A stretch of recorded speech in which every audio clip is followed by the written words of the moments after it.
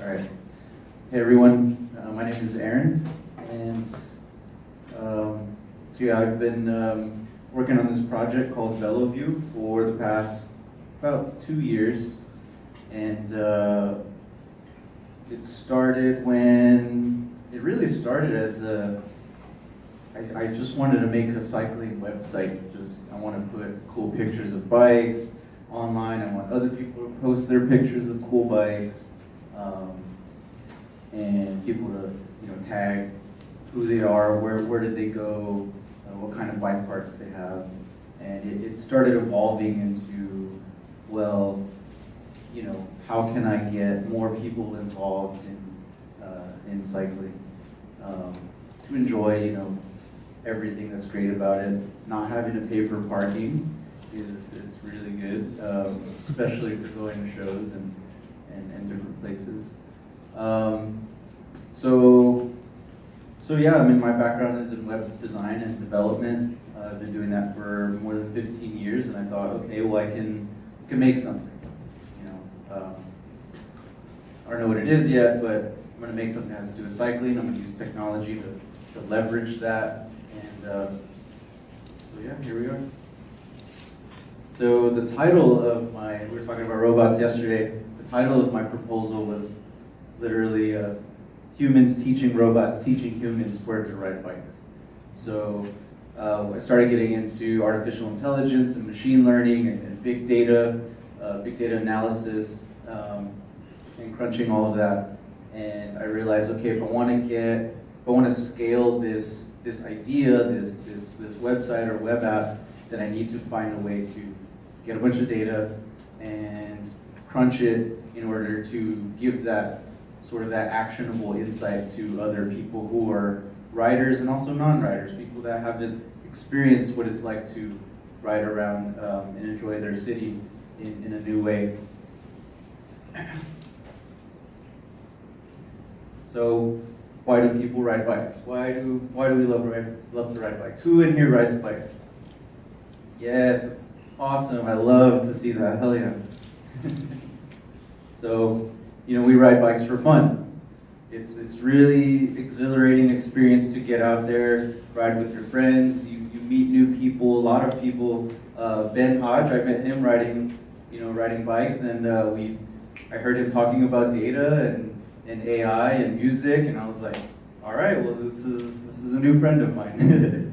And it kind of brings you back to your childhood, where you're rolling around the neighborhood, hanging out with your friends, going to each other's houses, going to the park, things like that.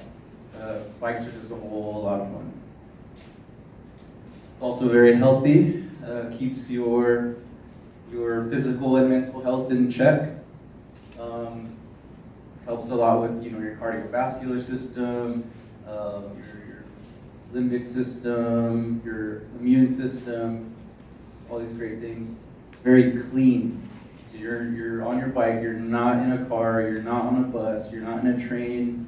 You are using your leg power to get you from point A to point B. And I think people underestimate that. A lot of people in the United States really underestimate just how far and how fast you can get to a place just using your legs. And it's extremely affordable. See, a decent bike, let's say about $500, is less than 1% of the cost of a car. Maybe 2%.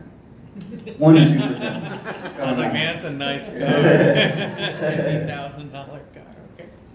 And then the maintenance too. The maintenance is really very affordable. I ride a fixed gear bike because I only have one gear to worry about. I don't have to worry about, oh, my chain popped off and my cable's not tight enough and this and that. Fixed gear is extremely efficient. It's extremely affordable. That's why a lot of bike messengers ride fixed gear, no brake. That's how I ride too. It's really efficient. So the goal of VeloView when I started it, sort of like the spiritual goal of it, is to influence local communities to ride bikes often. Whether they don't ride at all, whether they already ride, it's just get people to ride more often. And the universal truth that I've found is that people will always seek, when they're traveling, when they're commuting, when they're going out to hang out with friends or going to a music show, concert, going to an art gallery, they are always seeking safe, reliable, convenient transportation. Everybody hates getting stuck in traffic. Everybody hates having to, put a tank of gas in their car just to go somewhere. So that's the universal truth. So who rides bikes? So we know a number of us ride bikes. We come from a lot of different backgrounds, a lot of different levels of education, different income levels, different ethnicities, from different places around the world. And I've also identified these are some of the biggest bike groups in San Antonio. We have the ACTLab Social Ride. They have about 8,000 members on their Facebook group. And the Cyclones, they do a weekly, really fast-paced fitness ride. The Wild Dogs, they're more of a slow sort of booze cruise on their like Harley bicycles, really cool stuff. Tomboys and Mimosas, if you like your brunch, if you like to go on a ride on a Sunday, enjoy your brunch, some mimosas and things like that. Hump Day Riders, they're actually out of the San Antonio Library, right here downtown. They do that every Wednesday. Last Friday Bike Ride is, I would say, probably the second largest San Antonio ride. They pull about maybe 200 to 300 every last Friday of every month throughout the year. The Wine and Cheese Ride, that one's also slow roll. And everybody, they go to H-E-B or the convenience store and they get their bottles of wine, a bunch of cheeses and meats and stuff. That's a really fun ride. So there's a lot of groups for a lot of different people in a city that you wouldn't think has a whole lot of cyclists. We really don't. I think less than 1% of San Antonians ride bikes. Could be improved. It's not Amsterdam. Yeah, it's not like a European city. So with the ACTLab Social Ride, the largest group in San Antonio, they have over 8,000 members, 200 plus riders ride every week, every single Tuesday. They meet up at Burleson Yard Beer Garden and they go put in some miles. Looking at I do a lot of data stuff, just like Stan, and I look at a lot of Strava data, a lot of Map My Ride data, and I found that 37% of them are active monthly riders. They ride at least one time per month, and 16% of them are active daily riders. They ride pretty often throughout the week. And when I look at how many miles these riders do, 15% of them ride up to 5 miles. 18% of them ride between 5 to 10 miles, pretty good distance. 45% ride 10 to 20 miles every time they ride. Every time, or is it per week? Every time? I want to say this is an every time they ride, and 21% of them do 20 plus miles. So these riders, even though the ACTLab Social Ride is one of the slower rides, and they don't do very many miles, a lot of those same members, when they're on their other rides throughout the day, throughout the week, 45% of them put in pretty good amount of miles.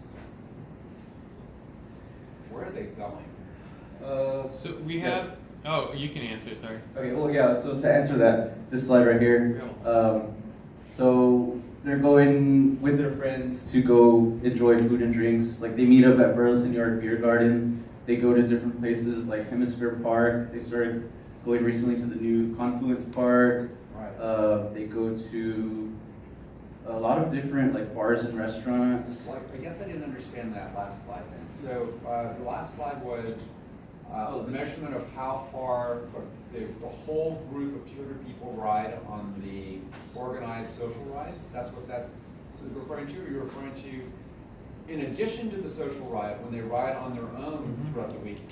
That's Yes. 45% of them going to 10 to 20 miles each ride without the social group. Yeah.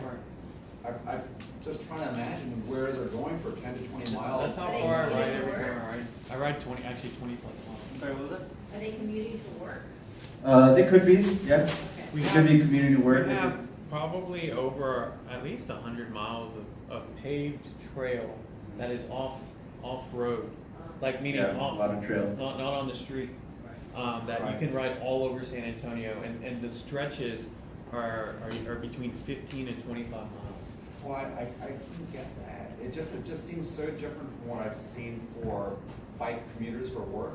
What the average length is that most bike commuters will do before they, so it's out of range and they'll take a car or something. Mhm. That seems way out of range from Yeah. almost every other chart I've seen Mhm. for commuting. So I'm going, well, if they're not commuting, what are they doing? Well, Just working. But these Well, are so. Yeah, a lot of it is fitness and social. Okay, Yeah. all right.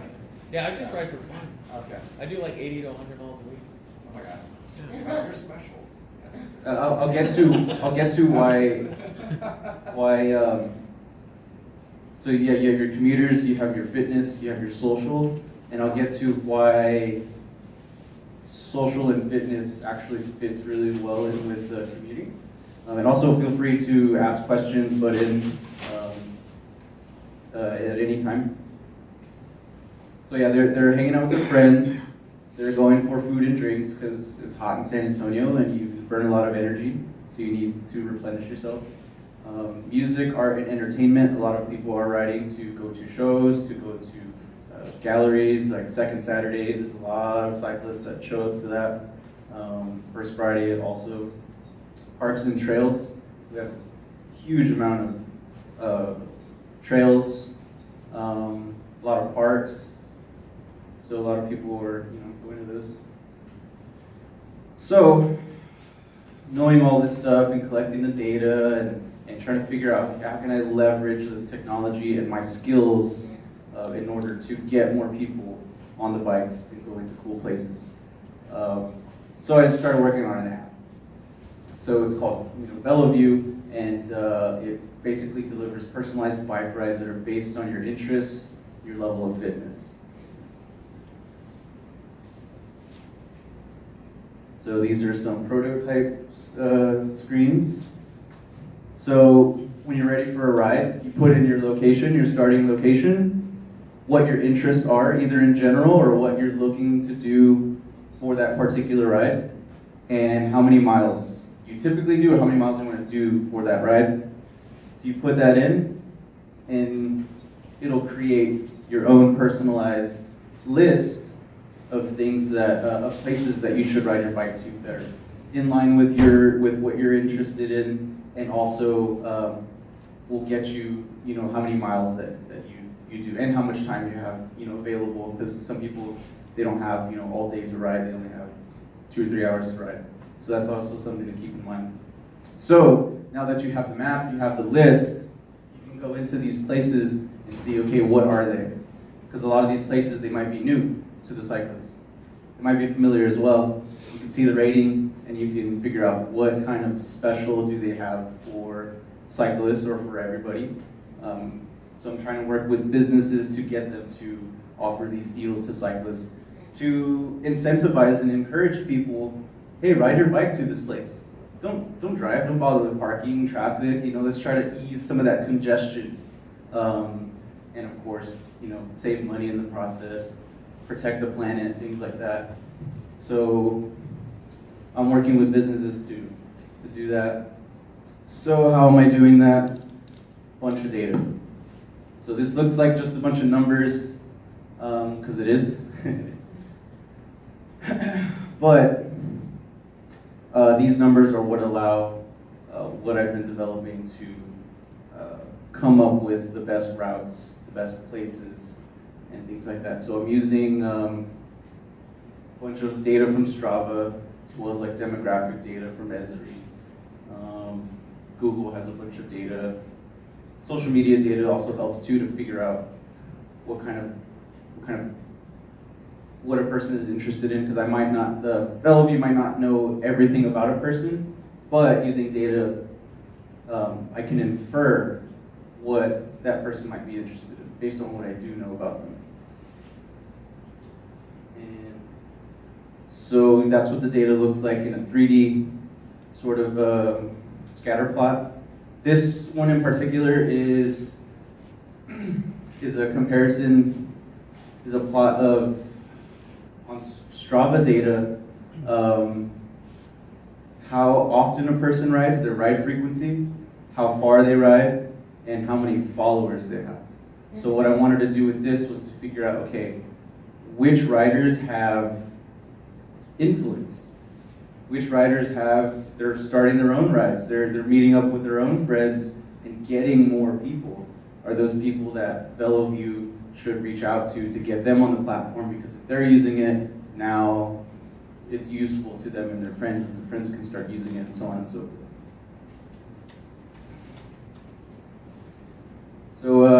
So yeah, and the reason why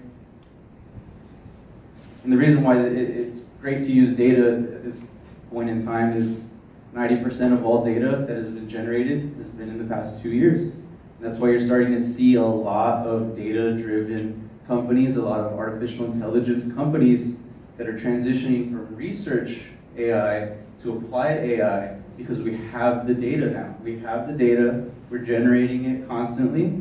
It's only growing from here. And now we also have the processing power to crunch that data and create meaning and usefulness out of it. And so as this data scientist says, I believe he's a consultant, data scientist consultant for a number of big companies, Amazon, Netflix, Google, those guys. So our job as a data scientist is to extract signal from noise. To take all that jumble of noise, like you were talking about how when you layer everything, it starts becoming a bunch of noise. Well, as a data scientist or data analyst, you have to figure out how do you get that signal? How do you find out what is meaningful, what is useless, what you don't need, what you do need to make those predictions, those forecasts? So I use artificial intelligence. That's the way that I saw 2 years ago, and I was like, okay, I have to get into the AI business. That's what I do. That's what I do for this project. Crunch all that data and use artificial intelligence to come up with predictions and forecasts for what a cyclist, where they would like to go. Specifically, collective intelligence. Because what matters, what I've noticed is riding, and I ride at least 4 or 5 times a week. I'm always meeting up with friends, and we all know where are the cool places to go, or what's happening, what events are happening, what shows are happening. There's a lot going on. And so using collective intelligence technology, take all that information that everybody knows of what cool places they're going to, crunch it, and then deliver personalized sort of recommendations of places for other people who may or may not be familiar with the area. They're new, they're tourists. We have a big tourist industry here in San Antonio, because do as the locals do. We'll get a lot of information from there. And of course, big data collection and analysis. Pretty much when it comes to doing the AI stuff, the machine learning stuff, 90% of the time is from collecting the data and preparing it. Getting rid of what's not useful, and figuring out what it is that you need and how you need to analyze it and crunch it. So some of those data points include demographics, of course weather. If it's raining, not a whole lot of people are going to go riding. It's pretty, roads get pretty slick, especially with how many drivers we have in San Antonio. When it hasn't rained in a while, man, it gets really slick from the oil and the brake dust, and it's not a fun time. So a lot of people don't ride in the rain unless you're a commuter who relies on, you gotta get to work, you gotta do your job. Also fitness data from like Strava, Map My Ride, and interests and activities, which can be inferred from social media or from directly asking people, hey, what is it that you're into? And then I collect that data through surveys and put that in the database. So what does AI for bicycling look like? Here are some screenshots of what it looks like on my system. These are intersects between, this top one right here is the relationship between when a rider likes to ride and what zip code they live in, which is a pretty big indicator because, depending on the level of income and where the person lives, where they have quick and close access to different places, places that they want to go to. This one is, I believe, age, comparison between age and when they like to ride. This one is when they like to ride and what type of rider they are. Commuter, fitness, social. They ride for different reasons. This is distance, up to how far they like to ride, or they typically ride. Short, medium, long, 10, 25, more than 25 miles versus their age. And then this one is the activities versus age and ride frequency.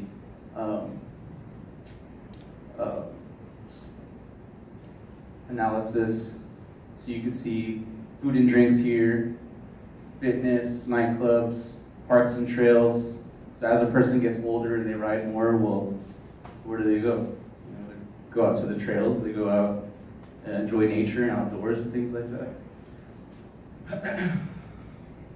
A lot of people that don't ride too much do a lot of nightclubs and stuff. And then, and this one is a comparison between how far a person rides and their zip code. So using information like this, that gets, okay. So that goes into the app in order to tell other people where they would like to ride, based on their age, their zip code, and their other interests. There might be some intersects that they didn't even know, some places that they wouldn't even expected that they would like. That could be recommended to them. And what's cool about what I'm doing with that is I'm using what's called a deep neural network, which basically simulates, using all these data points, simulates the user going through all these different places. And so simulating billions of bike rides, that's something that that I do with the neural network, and going to continue to do that. Can you talk about that a little bit? What do you mean the neural network simulations? Describe that. So what the neural network is doing is it's taking all the data that I have. Where's the neural network? When you said the neural network? Yes, it's on my machine. Okay. You have a neural network on your machine? Yeah, it's a desktop computer that I built, custom desktop with like a really expensive GPU. Okay. And so yeah, what it does is it takes all of those data points and it kind of works recursively, and it works backwards. Like, okay, if this person made these decisions based on what I do know and some of what I don't know, what made that user get to that point, and then cross-referencing that with other users and other data points in the entire data set. It's really cool stuff. And so the kind of goal is to get riders who are active, they're actively riding, they're riding many miles, they're riding very frequent, and they're also very social. Because when you ride with your friends, when you go hang out with your friends, there's like this sort of positive reinforcement, this positive feedback loop that you're getting, and it gets you riding again and again. And then they're also confident. They're not scared they're not afraid to hit the road or hit the trail, which is something that's a lot of non-riders, they're afraid of getting on the roads because of dangerous traffic, potholes, things like that. So the idea is to get people to understand, like, hey, yeah, there's dangers to it, but there's ways to ride and be active and face that fear. Ride with your friends, like safety in numbers. If you ride in big groups, now you have there's more of you, so safety in numbers.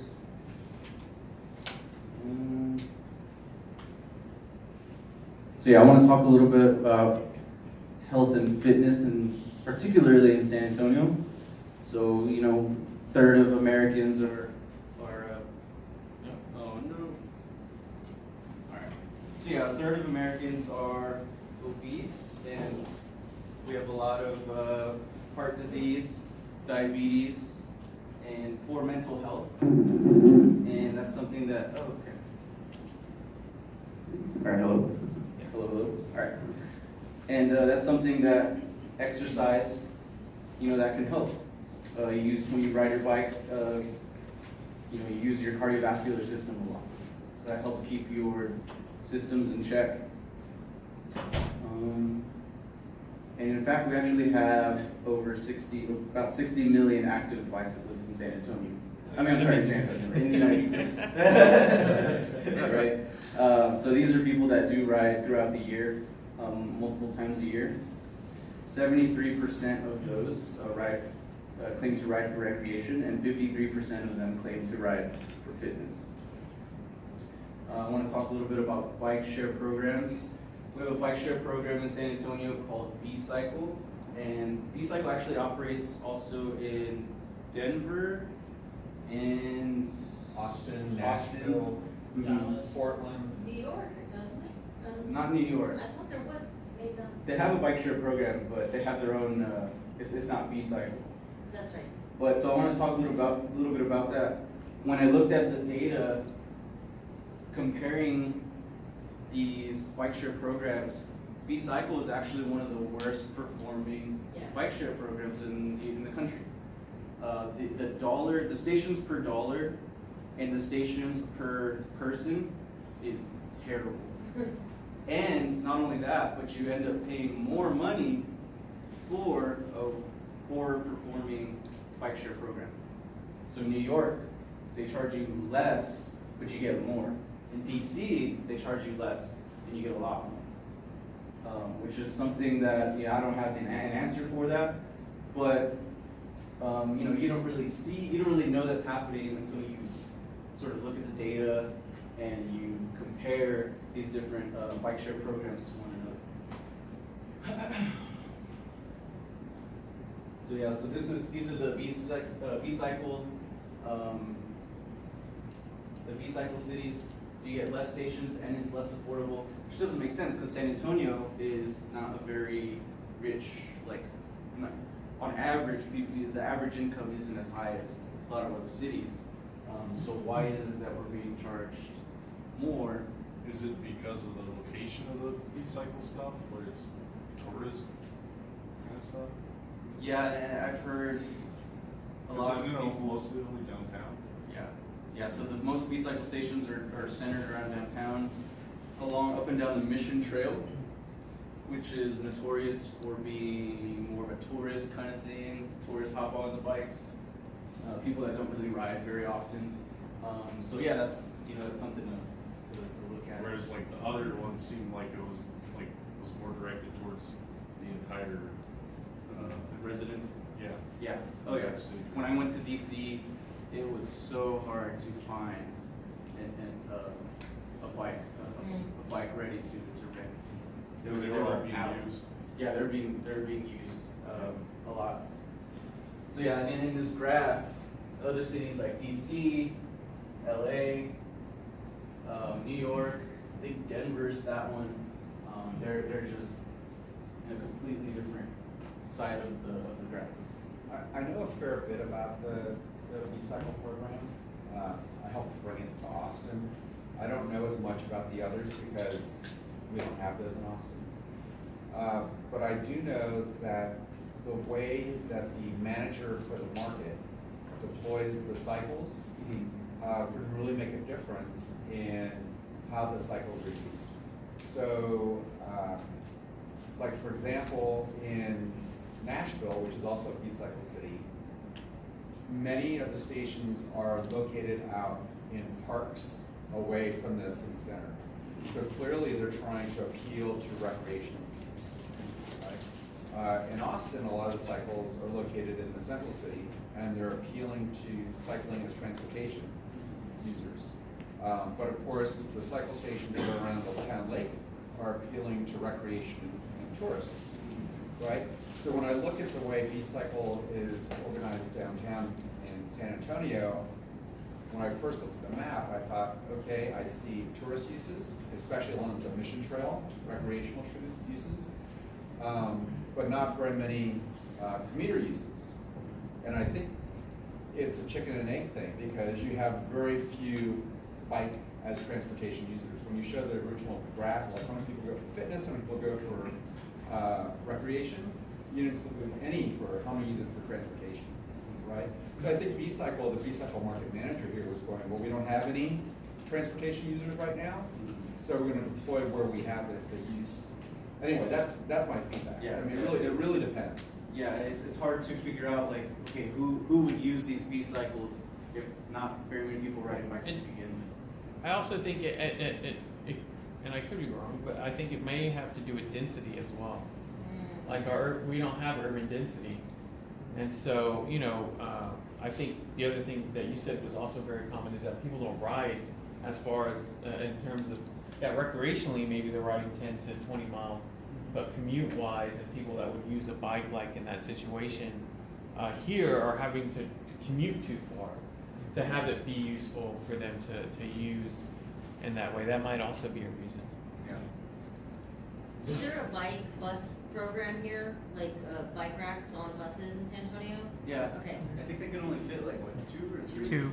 That's like Austin, fits too. Austin's up to 3 now. Oh, really? Yeah, Yep. they've retrofitted them. Oh, that's cool. Yeah, and I've heard like that the VIA, CEO or president, that he's really interested in incorporating more bicyclists into the system. So I just want to talk a little bit about the government. So yeah, what role does government have in trying to get people on bikes? The government, the local and federal, have different goals that they need to hit as far as like pollution, health, safety, things like that. What role do they have to play? I met with the MPO, which is the Metropolitan Planning Organization, and they're a federal organization. And I met with them on Bellevue, and we kind of had a difference, in what we were doing and our goals. It seemed like the MPO told me that they were actually more after trying to get people to commute to work.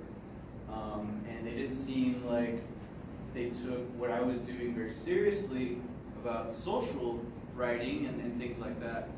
And I thought, wait a minute. I mean, social writers are the first people to ride to work. They're already used to riding on the streets. They know their way around. Where you can recruit commuters from the social writers. Right. Yeah. So another thing I was thinking from your charts I was missing, because I didn't understand the scope of what your project is. But if you're trying to recruit from the social side to commuting, important things that you would have on there would be, for commuters, shower facilities. Where could you actually take a shower on the way to work? Somewhere near your work, because that's important. So that's what the MPOs, Yeah. their primary focus is commuters and trying to get people to ride to work. So they have been working with businesses to try to get them to basically pay out of their own pocket to build showers to get people to ride. But they said that their support that they're getting from local businesses it's not, because what return are they going to see from that? They're not going to see any return. It's more of a philanthropic kind of thing to build out a shower for your employees. Well, one of the things that they can do is they don't have to, you keep the parking space reserved for all those employees. They can actually start selling the parking to the general public because they have. Well, and there are employees demanding some it. progressive Yeah.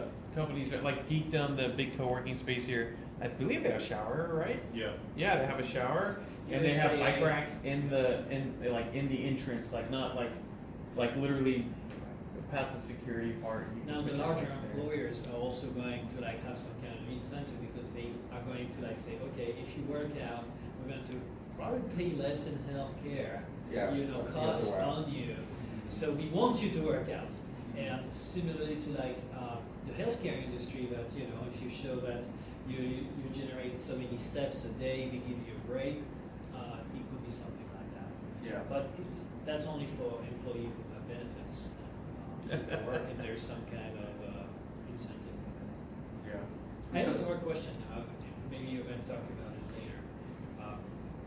It has to do with safety. So, for instance, I don't tend to bike to social events. First, I live on the outskirts of town, so, but that's not even the problem. The issue is, I feel, hey, where do I leave my bike if I go inside a building? You know, anyone can unhook my tires and like take them, you know? Yeah.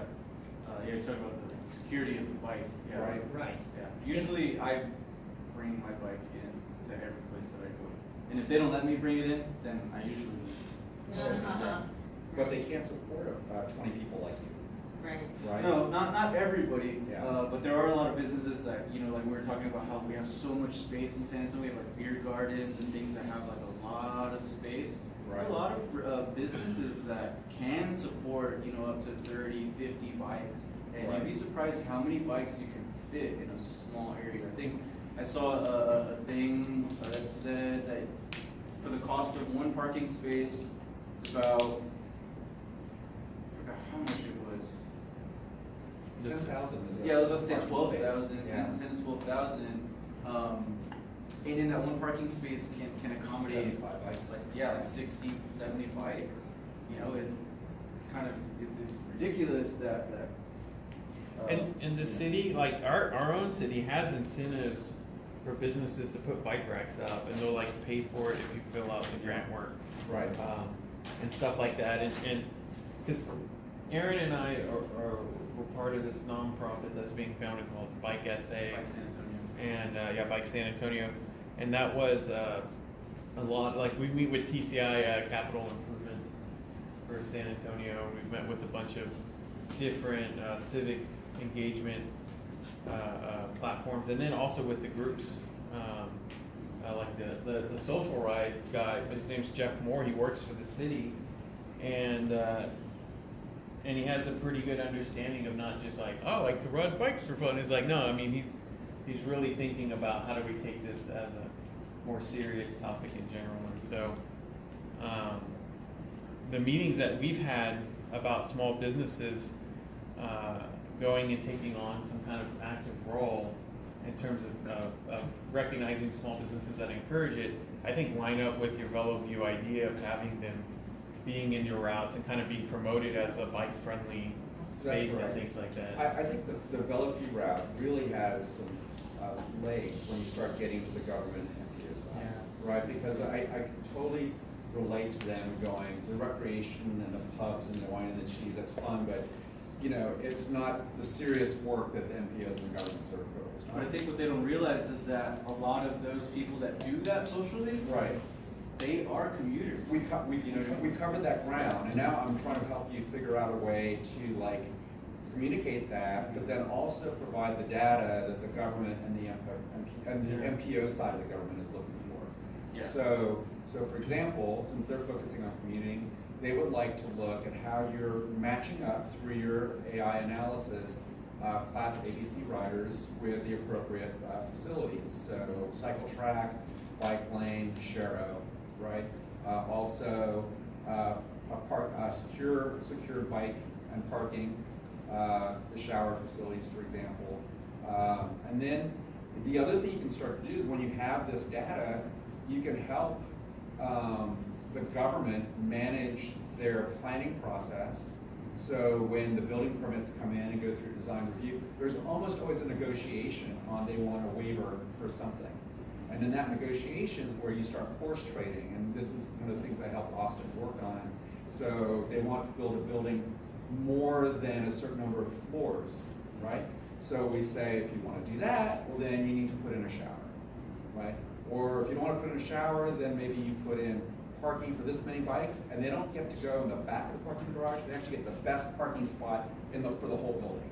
That's your reward for riding a bike, you get to go right in the front door, right? And you start doing things like that, but you can't do that until you start making a map of all your resources, you know?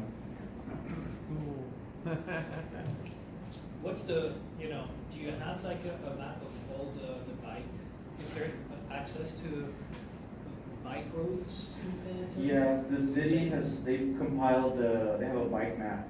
They do? They have a map Yeah. of, I think it's like green, yellow, red streets that they've identified as like really good bike-friendly like corridors. And they're actively working on this, and last year they got a license to Strava. For those of y'all that don't know what Strava is, it's a app that like most recreation or fitness cyclists use, and it's kind of like Map Your Ride or like Runkeeper or any kind of fitness app you've seen where it tracks where you're going, and you have like followers and things like that.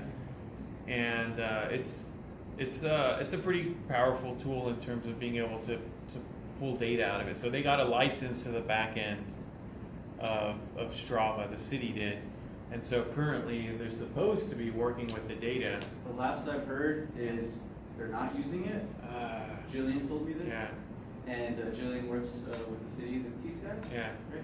yeah. And I think because it's a federal organization, this is sort of an assumption, but I don't think they can go in and actually see like where a person is riding their bike. I want to say that there has to be some sort of like restriction for them to access that kind of data. I think they see more like groups, maybe clusters of like, hey, this many riders in this area, this many riders in that area.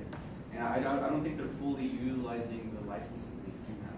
As Jillian said, they don't use So what's also really interesting, may or may not be related to Bellevue, but about Strava is just that, like, for example, I use Strava, and I use a heart rate monitor, and so I have like all my heart rate information, and then I use this thing called a power meter on my crank, and so it tells it how much power I'm putting out.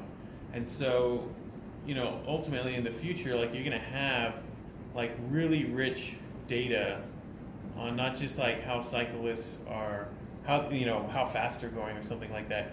You're gonna have like health data, and you're gonna have like long-term data, where we get into like biometrics and big data. You're gonna have so I just see like even the recommendations that people are gonna make and stuff on this, which is again like a white hat, black hat kind of world of how you can use this data to really think about influencing, changing the way that people have habits in riding. So I think this is really cool. So so the city of San Antonio spent $250 million on their hike and bike trail system, Mission Trails, Salado Creek, Leon Creek, and all that. $250 million. And when I go on these trails at rush hour, dead. Yeah.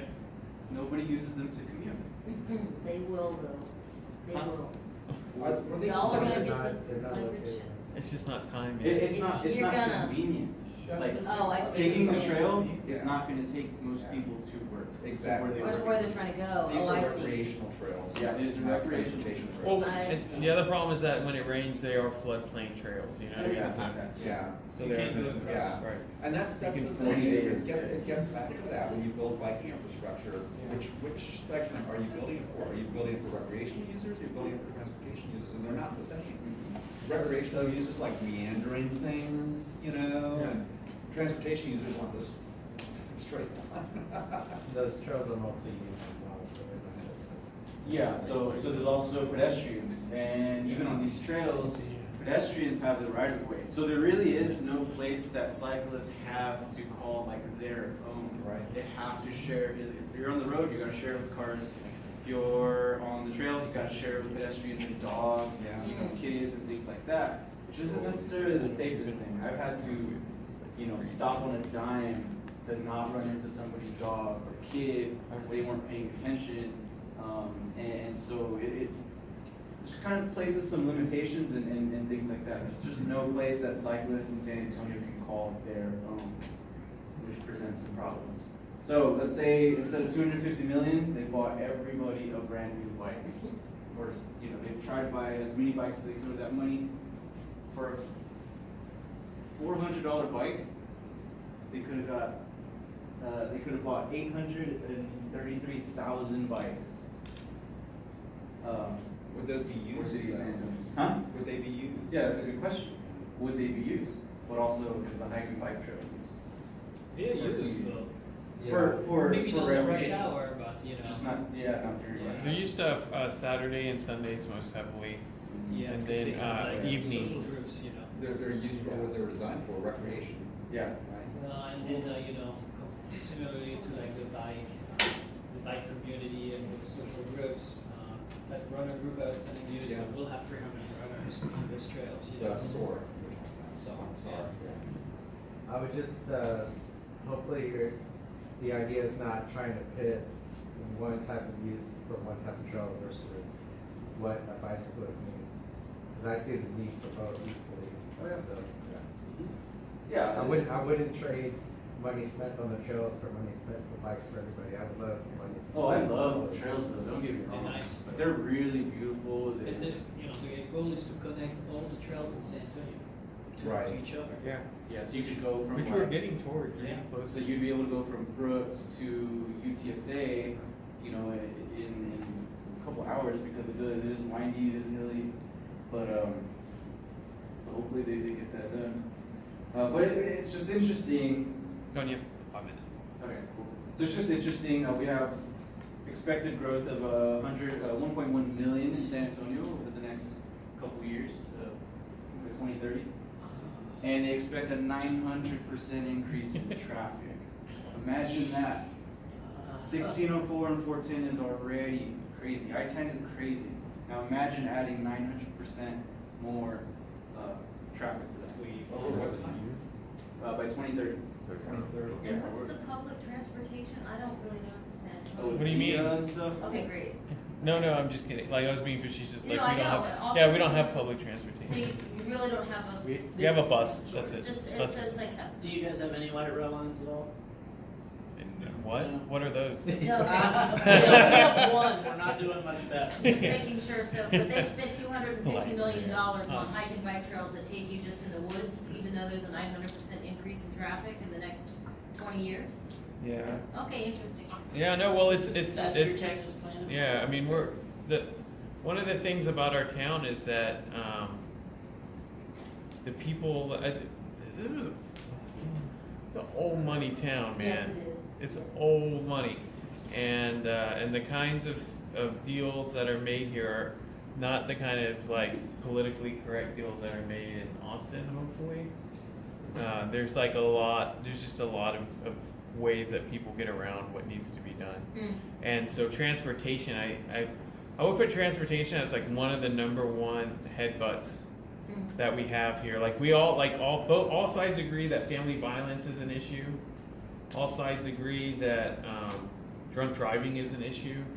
All sides agree that teen pregnancy is an issue. All sides agree that education is an issue, but they don't agree on how to fix education. But they all agree that the education system is messed up.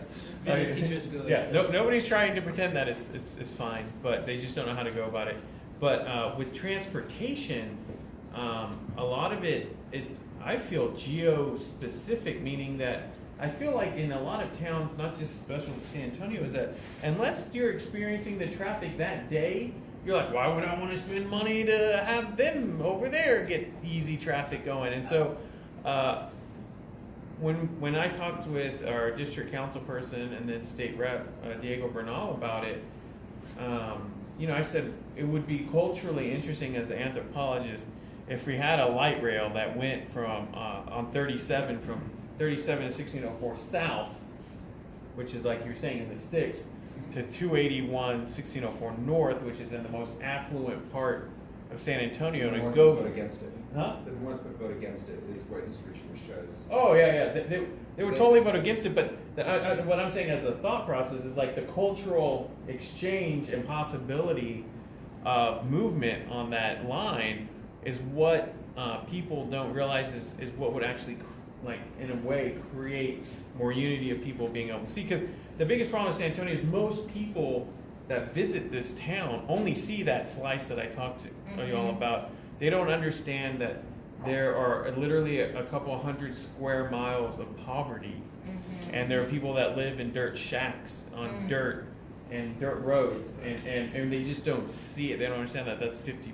And But so, again, you know, when they vote for things, who votes? Is Yeah. that like sliver of little Right. folks to vote? No one else. It's like what, Right. 7%, well, and 6%. and Austin has the same problem. Austin and San Antonio both have under 12%, I think, regular voting. And y'all even moved yours to be reasonably lined up in May. I mean, sorry, in the fall, and not have May elections. And we don't do that here. We have like we had our May. We had our when were our elections this spring? Right now. right now.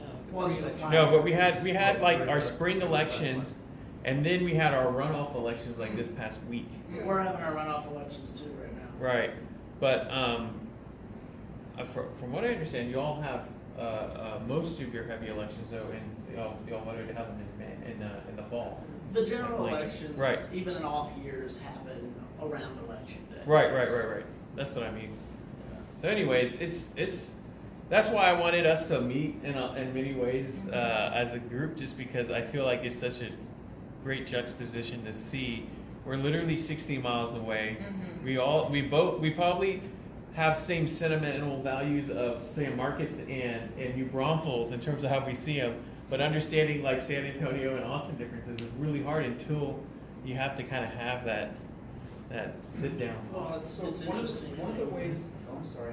I was just gonna say, it's interesting seeing the similar traffic dilemmas you guys are having, and that you're paradoxically having one of the weird same issues we're having, where like, you know, as you said, you know, the sort of money and power is in a certain part of town, you know, northwest for you guys, west for us mostly, and like, I just find it fascinating that like, the people with money and power are voting against solutions, even though bad traffic affects all of us. If there is no, the rich are stuck in it too. In fact, I'm always flummoxed when I look at far west Austin around Route 360. It's like, the traffic is awful out there. Like if I was really rich, I wouldn't live out there. It's Like, the same in here. terrible. Yeah, it's the same here. Exactly It's the same here.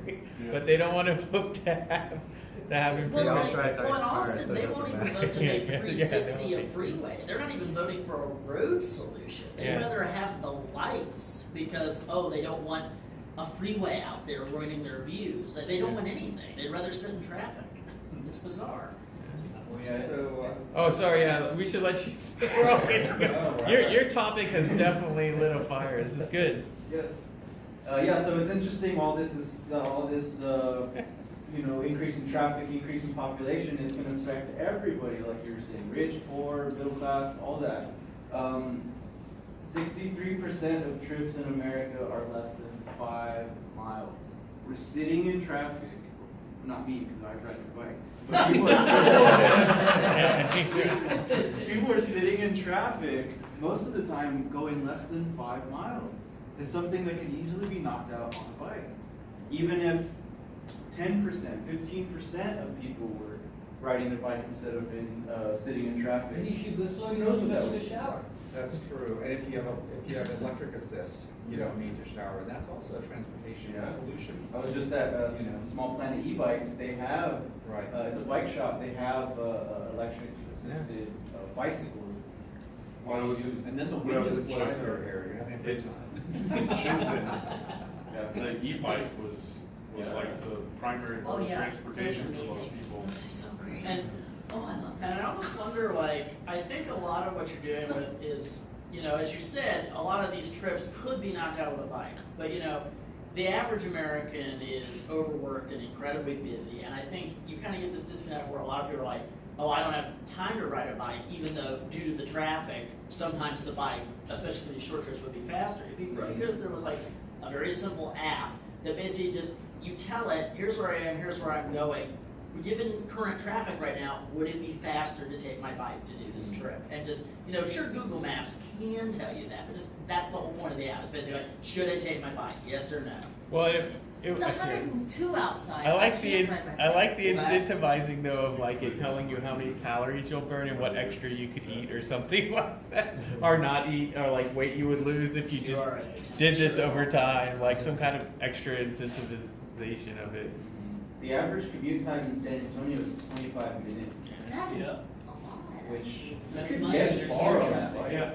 As if there's no There's traffic. As if there's no traffic, and you can get pretty far in 25 minutes on a bike. You can get Yeah, from yeah. east side to west side, south side to north side, Yeah. near south side to near north side. So yeah, I mean, like I said, I don't have all the answers, but these are some things to talk about and to try to, let's try to work on some solutions.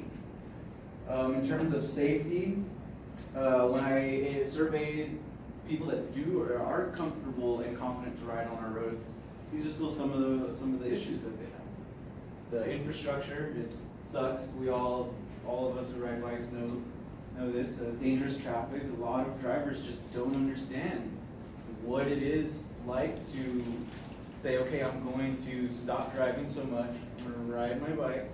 And people give you grief just because you're in front of them. One of my friends earlier today, he said, I've never met a Texas driver who's in a rush until they're behind a bicycle.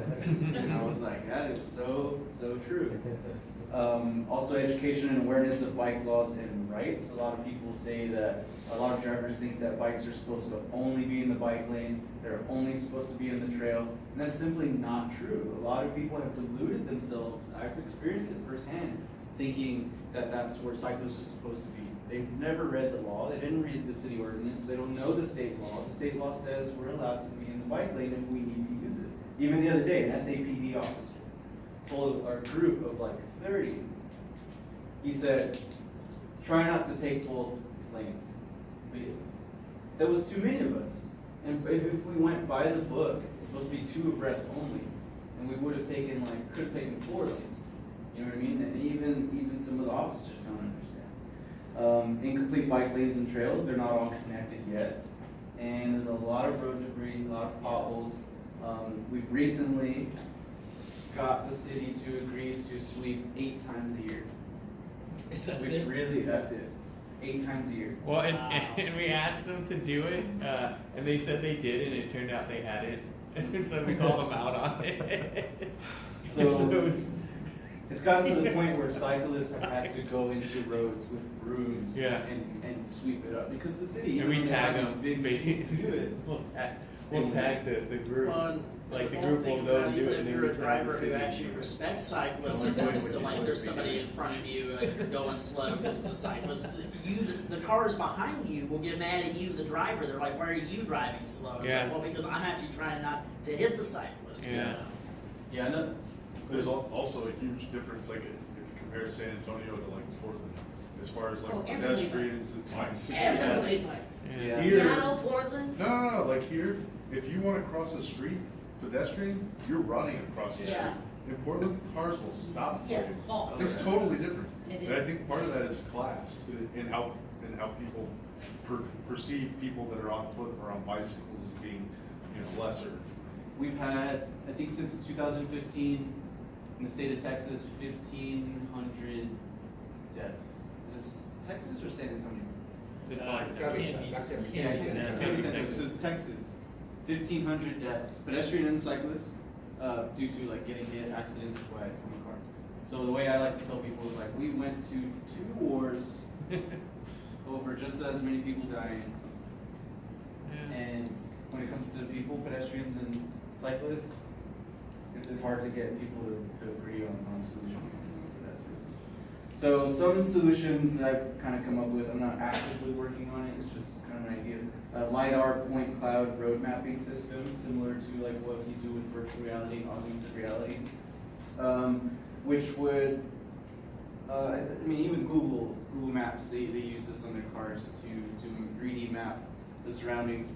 So being able to point cloud map the roads and provide some like easy measurable thing that says, hey, your road is not very optimal right now. You need to, as a city, need to fund and come to an agreement on how you're gonna pave this road to make it safe for cyclists and cars.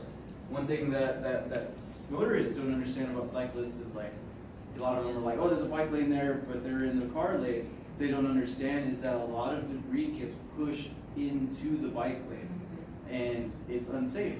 So bicyclists have to go into the car lane to avoid not